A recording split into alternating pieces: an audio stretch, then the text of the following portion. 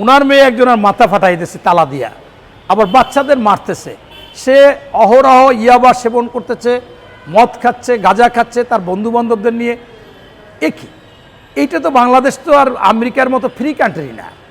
এবং সেখানে উনি এই মেয়ে নাকি অবৈধ মেলামেশা করতেছে, সেইটা ওই এলাকার শত শত লোক বলেছে যে ছেলেদেরকে এনে এনে সে অবৈধ মেলামেশা করে। এবং আমরা দেখেছি যতগুলো হেডলাইন হয়েছে সেখানে যে অবৈধ যৌন ইসের জন্য গ্রেপ্তার করা হয়েছে নারী এবং সহ, মানে অর্থাৎ এখন এতদিন জামাতের নেতাকর্মী সমর্থক শিবিরে দেখলাম মেয়েদেরকে বিরক্ত করে, তাদেরকে ধর্ষণ করে, গণধর্ষণ করে, শিশু ধর্ষণ করে। এখন দেখি যে তাদের মেয়েরা আবার এখন উল্টা পাইলে ছেলে ধর্ষণ করতেছে নাকি, এটাকে কি বলবো আমি জানি না।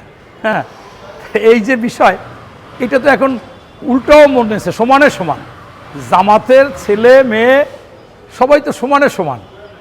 যার ছেলে লাগবে সে ছেলে ভোগ করতেছে, যার মেয়ে লাগবে সে মেয়ে ভোগ করতেছে। আর মেয়ে অনন্যা, সে এত উচ্ছৃঙ্খল, ছেলেদেরকে নিয়ে বেহাল্লাপানা করে, ছেলেদেরকে নিয়ে মদ খায়, ইয়াবা খায়, গাঁজা খায়, তাদেরকে নিয়ে যে ধরনের আচরণ করে, এখানে টোটালি পরিবেশ নষ্ট হয়ে যায়, একটা সমাজ নষ্ট হয়ে যাচ্ছে।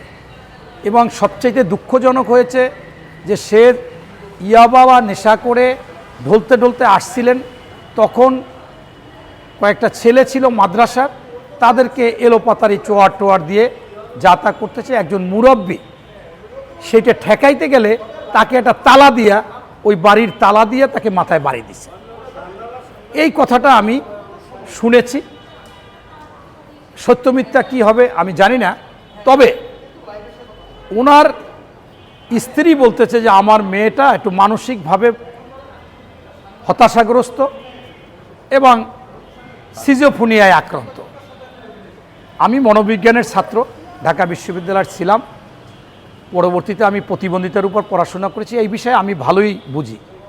কিন্তু যদি সিজোফ্রেনিয়ায় আক্রান্ত হয়, জন্মগত মানসিক প্রতিবন্ধী না, যেটাকে মানুষ বলে পাগল, এখন যদি এই ঘটনার পরে ওই জামাত বা জামাতের এমপি এটাকে পাগল আখ্যায়িত করে, মানসিক প্রতিবন্ধী, মানসিক বিকারগ্রস্ত, সিজোফ্রেনিয়া আখ্যায়িত করে সুবিধা নিতে চায়, এটা তো হবে না।